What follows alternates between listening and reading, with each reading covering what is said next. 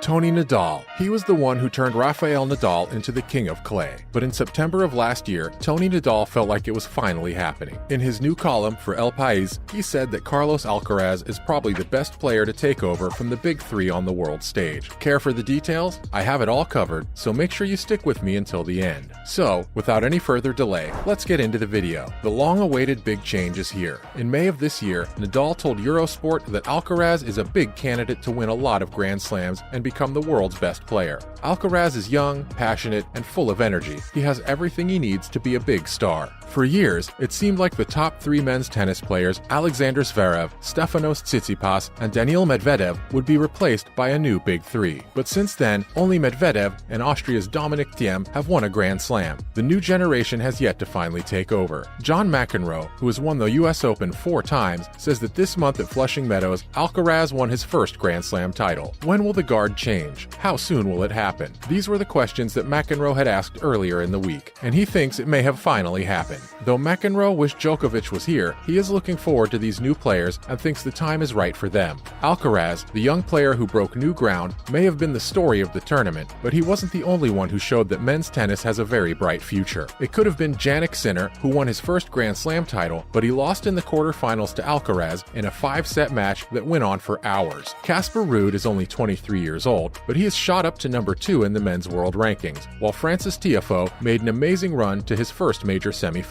Tiafoe had honestly proved that he could play with the best, and he's good enough to win Grand Slams. Though the last 2 weeks have been the craziest of his life, Tiafoe is ready to move forward. Even Nick Kyrgios of Australia keeps showing that he can be a consistent force at Grand Slams if he is locked in. He beat Medvedev in the best match of his career to show this. There is no better time for Federer and Nadal to take that next step that Tiafoe talked about. Djokovic's vaccination status is giving the Serbian a lot of trouble, and Federer and Nadal are both hurt. But going back to Alcaraz, this moment is definitely about him. This is only the beginning of the era of Alcaraz, as great Australian tennis player Jelena Dokic put it in a Channel 9 commentary. Alcaraz's shocking victory at the US Open set another record in a story that was supposed to end with him winning 30 Grand Slam titles. With his 6-4, 2-6, 7-6, 7-1, 6-3 win over Ruud in New York, the 19-year-old became the youngest man to win a major tournament since Nadal at the 2005 French Open. In Mats Wylander's words to Eurosport, Carlos Alcaraz's rise will always be remembered. Carlos Alcaraz was always going to be number 1, but for him to do it here by winning is truly historic. He is now the youngest person to reach the number 1 spot in the world. He's also the youngest person to win the New York Open since Pete Sampras in 1990. In Nadal's tweet, he congratulated Carlos Alcaraz on winning his first Grand Slam and becoming world number 1. He concluded by writing that it's a great way to end his first great season, which definitely won't be the last. The humble, muscular star from the small town of El Palmar in Murcia, in the southeast of Spain, has broken records before, but never as many as in 2022. 5 of his 6 career titles have come this year,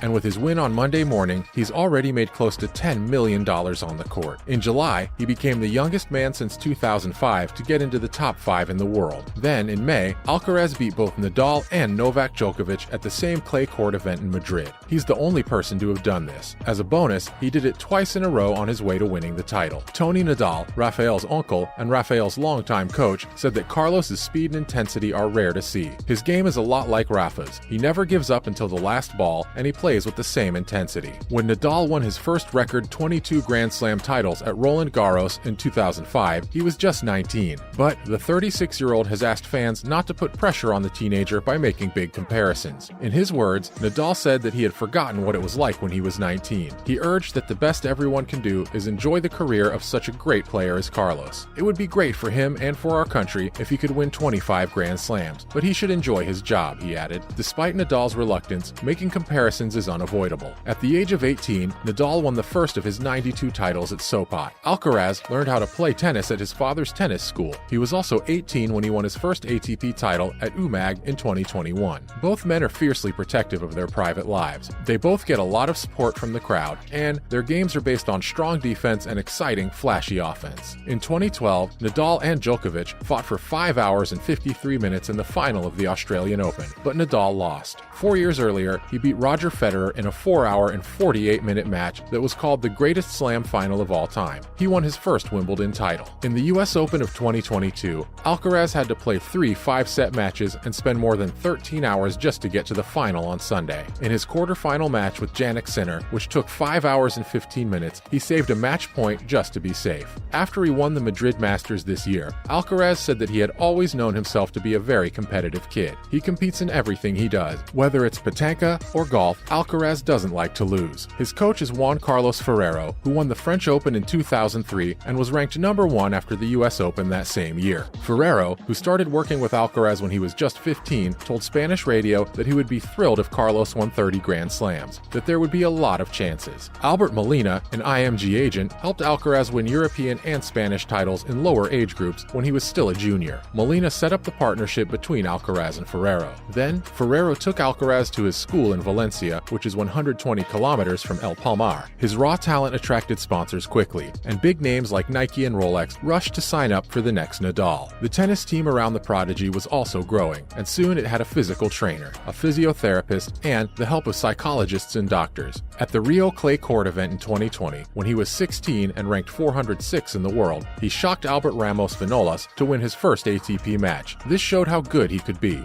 Alcaraz and Ferrero have become close friends and business partners. When Ferrero went back home after his father died, he quickly crossed the Atlantic again and got there in time to see Alcaraz win his first Masters title at Miami in March by beating Ruud in the final. This cemented their relationship. When asked to predict his student's future, Ferrero said, "Let him flow, let him play." In other news, Ons Jabeur was named the Arab Sports Personality of the Year. It has been amazing to watch Ons Jabeur rise to the top of the women's game. Many people have been moved by what the Tunisian has done, and her impact was recognized by giving her the Arab Sports Personality of the Year award. It's a well-deserved honor since she keeps making new things happen. With a career-high ranking of world number 2, 2 Grand Slam finals, and a WTA 1000 title, Ons Jabeur has established herself as one of the best players on the tour this year. Many people look up to her, and Tunisia will host a WTA tournament next month because of how well-known she is. Next up, Linda Fruhvirtova, a Czech teenager, gets to her first career final in Chennai. At the Chennai Open, Linda Fruhvirtova beat Nadia Podoroska in 3 sets, 5-7, 6-2, and 6-4 to reach her first WTA final. Even though she was down by a break in the deciding set, she came back to win. She will play Magda Linette in the final. Magda Linette got to the final because Katie Swan had to quit in the middle of the first set. So, that concludes today's video. If you found the video helpful, give us a thumbs up, and don't forget to share the video with your friends and family. Thanks for watching, and see you next time.